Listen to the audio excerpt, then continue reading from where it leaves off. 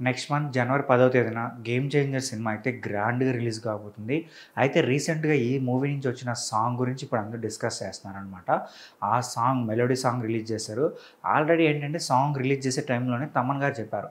ఖచ్చితంగా ఈ సాంగ్ మీకు చాలా ఏళ్ళు గుర్తుండిపోతది. సో, మీ మైండ్‌లో అలా నిలిచిపోతదని చెప్పారనమాట.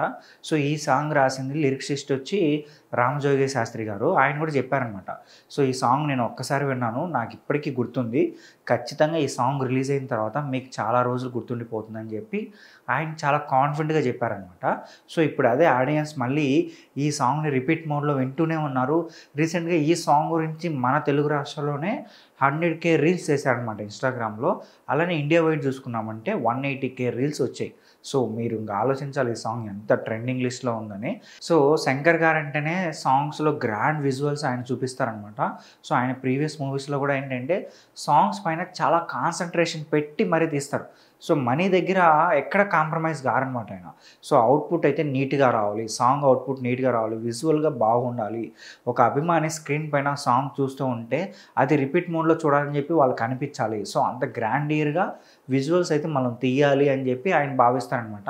సో, ఆయన ప్రీవియస్ సినిమాల్లాగానే ఈ సాంగ్‌లో కూడా విజువల్స్ ఒక రేంజ్‌లో ఉన్నాయి. అంటే మనకు లిరికల్ సాంగ్స్‌లో చూపించింది అక్కడక్కడ చూపించారు అంతే గాని ఇంకా ఫుల్ సాంగ్ వచ్చినప్పుడైతే మీరు స్టన్ అయిపోతారు. ఖచ్చితంగా మీకు నచ్చుతుంది అని చెప్పి మూవీ టీమ్ అయితే చాలా కాన్ఫిడెంట్‌గా ఉన్నారనమాట.